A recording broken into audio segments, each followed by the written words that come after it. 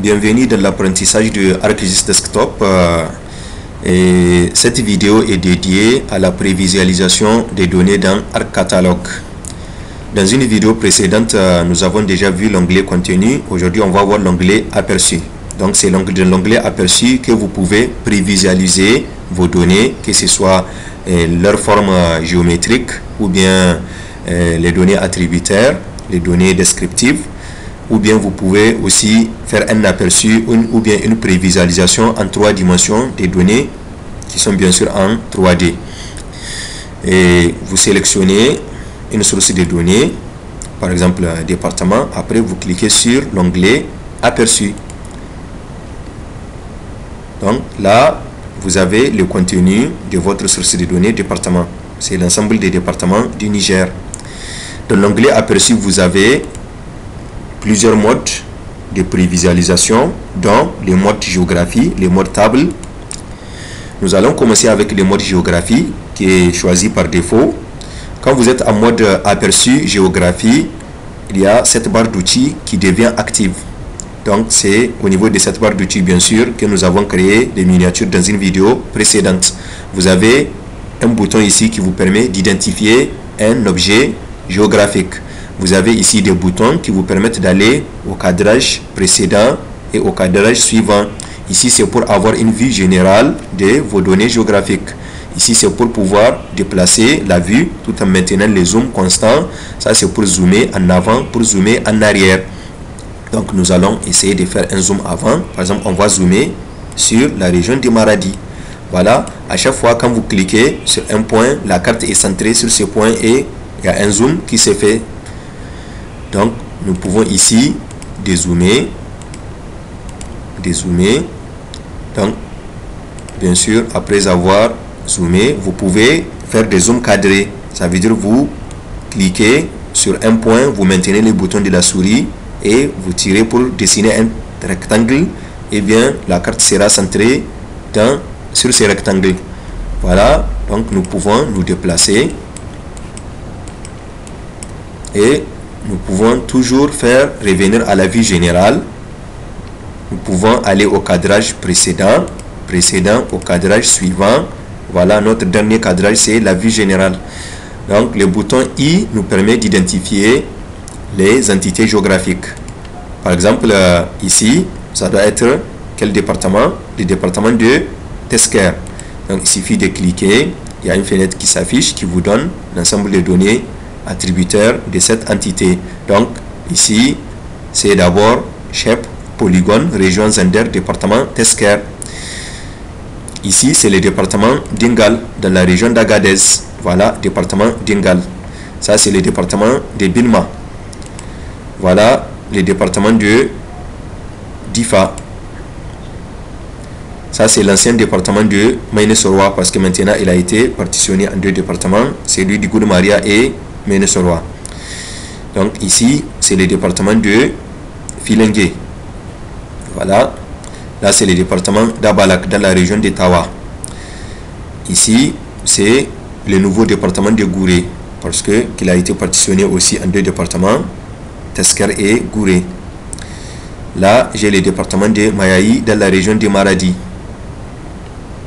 Donc quand je zoome, ici j'ai le département de Gazawa qui est issu de la partition du département de l'ancien département d'Aguié qui se retrouve aujourd'hui juste dans cette zone. Donc je reviens à la vue générale. Maintenant, après l'aperçu géographie, nous pouvons aussi faire l'aperçu table. En faisant l'aperçu table, vous aurez la liste de la table attributeur qui est derrière cette source de données. Donc voilà la table attributaire de la source de données département. Vous allez voir clairement. Donc il y a ici un champ qui s'appelle Feature ID. Ici chef, la forme, le nom de la région, le nom du département. Vous avez ici un champ qui s'appelle chef length. Donc ça c'est le périmètre du département en mètres. Ici vous avez chef area. Donc c'est la superficie de votre département en mètres carrés. Et pour chaque département, il y a une ligne d'enregistrement. Vous voyez ici, pour Mayaï, il y a une ligne d'enregistrement. Pour Tessawa, dans la région de Mayaï, il y a une ligne d'enregistrement. Donc ainsi de suite. Maintenant, nous avons une autre option qui nous permet de faire un aperçu en 3D. Donc par exemple, vous pouvez afficher progressivement les aperçus tables de chaque source de données, bien sûr en restant dans l'onglet aperçu et en restant dans l'option table. Donc voilà. Donc ici dans la géodatabase, voilà la table des régions du Niger. Voilà, vous avez ici leur population en 77, la population en 88, la population en 2001, l'estimation de la population en 2010. Ici, c'est l'accroissement de la population entre 2001 et 2010, l'accroissement entre 1988 et 2001 et ainsi de suite. Vous avez ici les différentes densités des populations en 77, en 88, en 2001 et en 2010. Voilà, ça c'est la superficie en kilomètres carrés. Ici, c'est la superficie en mètres carrés et ici, c'est le périmètre en kilomètres.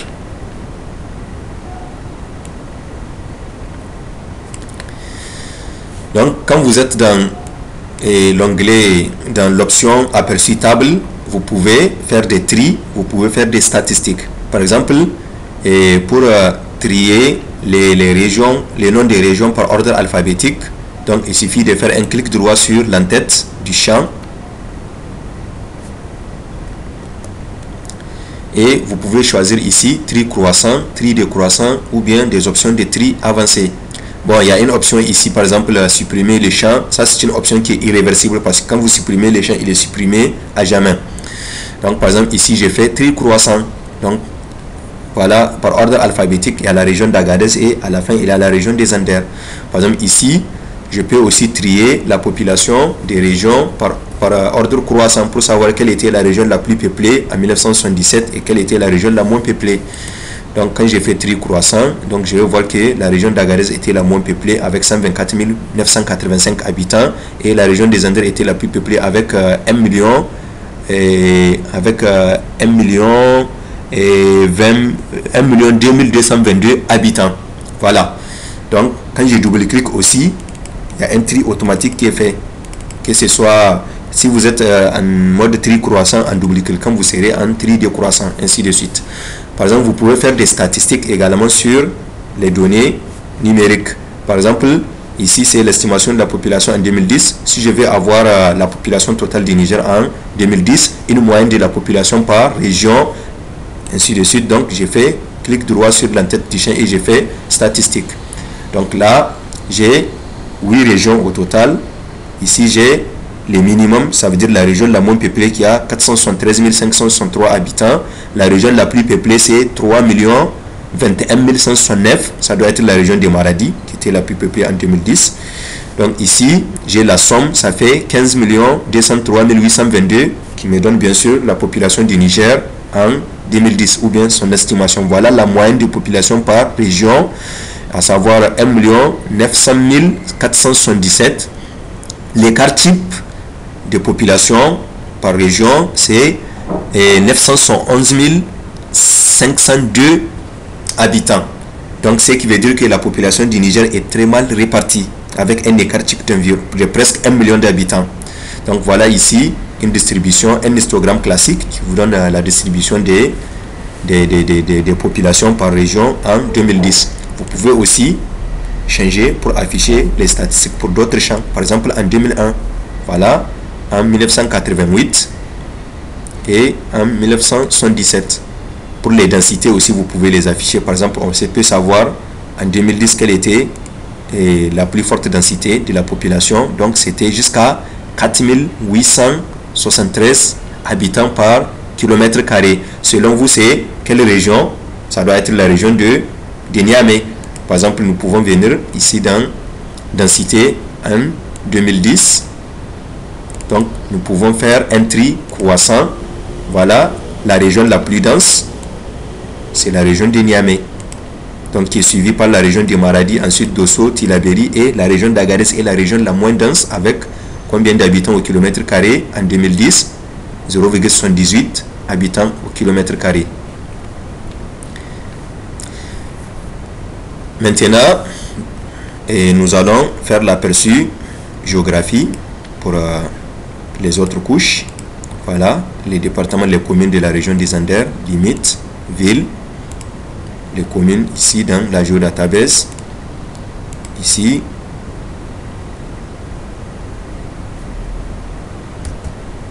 Donc, nous avons ici un aperçu sur les routes. Ici, c'est un aperçu sur le continent africain.